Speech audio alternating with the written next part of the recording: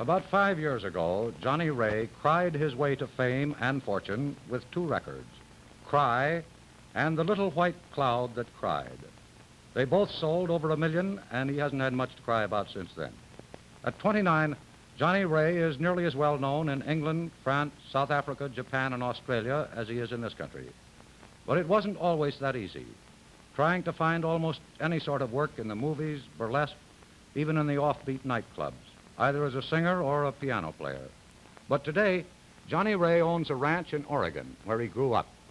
And he has an apartment in that tall building in mid-Manhattan. If he didn't get caught in the New York traffic tonight, he should be home from the first show at the Latin Quarter, where he opened last night. Evening, Johnny. Good evening, Ed. I see you made it. How'd the show go tonight? It went very well, thank you. Opening night last night was terrific, I hear.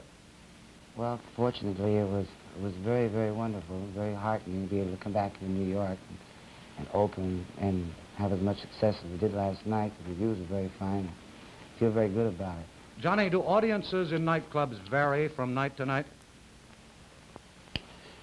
Yes, they do.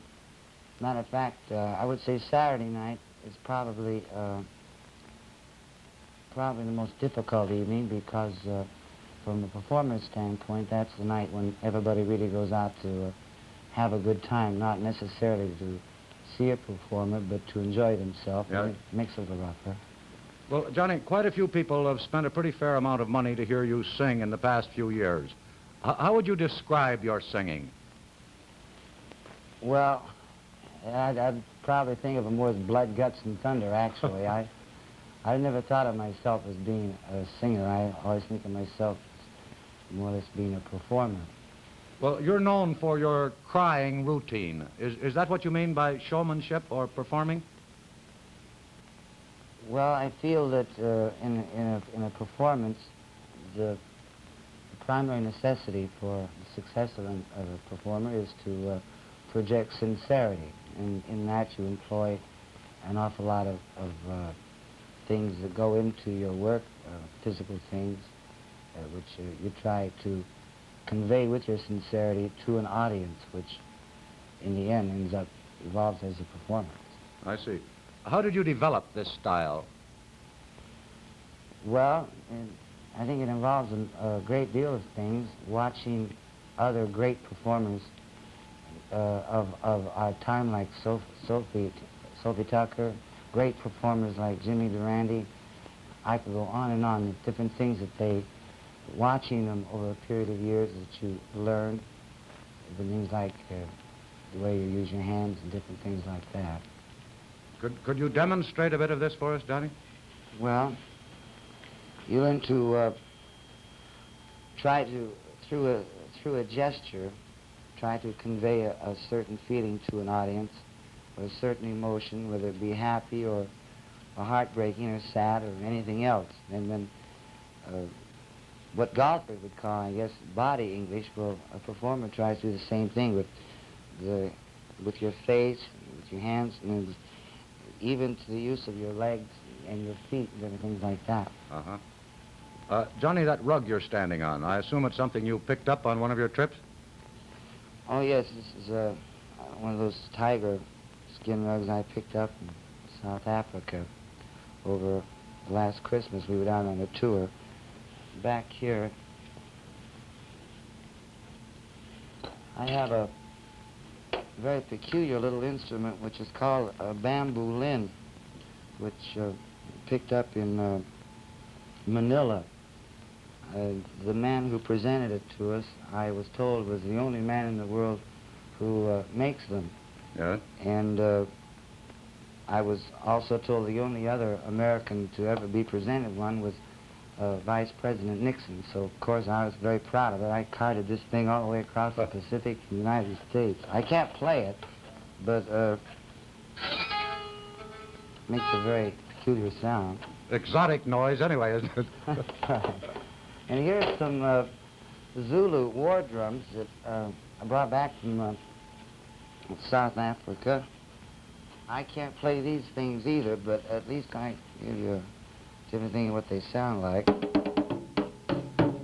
Oh, I almost forgot. Over here, we have very peculiar little instrument from South Africa that the natives use. It's an original thumb piano, and it's used for rhythm or something, and you use it by stroking your fingers. And if you listen close, maybe you can tell what the sound is like. Oh, yes. Very interesting. I get a kick out of it. Johnny, I got the impression you have no regrets about going into show business. What started you wanting to become an entertainer, anyway? Well, when I was very young, about 11 years old, a teacher told my folks that I was losing my hearing and suggested that perhaps I should be put into a deaf and dumb school. It, of course, made quite an impression on a kid my age at that time. And, of course, my parents had me fitted for a hearing aid, and sort of, I guess, sort of feel like you wanted to belong or be something. Well, I started putting shows on in the backyard of our home in my hometown, Dallas, Oregon, and used to do it for all the neighborhood kids, and you might say that's how it started. Mm. Johnny, I know you set up a foundation devoted primarily to help children who are hard of hearing. Tell us a little about it, will you? Well, we started this foundation a few years ago. My manager and the people around me helped me set it up. We worked right in direct communication with the Central Institute of the Deaf in St. Louis. And at first we thought the best idea was to try to provide hearing aids for children and kids who couldn't afford it. And then through experience and guidance of other established hearing foundations, excuse me, we found that we could best accomplish our purpose by not only providing that, but sound equipment to schools that couldn't afford it, and, in the countries that we felt needed it, as well as here at home, and in providing scholarships to established people to help teach the deaf children, which is, well, it's something that we try to do. Of course, here in New York City, I have sort of my pet school called PS 47, where every year we try to go down to Christmas and have a Christmas party for the kids there. And it's a big kick to me to be able to see that over year from year how they improve in their attitude and everything like that. Mm-hmm. Just changes and picks up and how well they do. It must be a very satisfying thing. Johnny, along with your other interest, you're a composer, too. Which tune is your particular favorite? Well, I would say a song that I wrote called "The Little White Cloud That Cried" is my favorite because to this day it's still my mom and dad's favorite of anything that I ever composed. And in terms of fantasy, it expressed sort of a little philosophy of my own that I try to follow.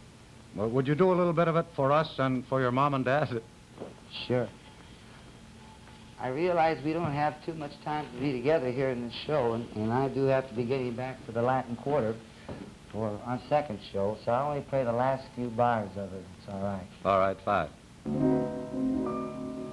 He asked me if I'd tell all my world just how those little clouds try. That's how I know I'll always remember that little white cloud that sat right down and cried.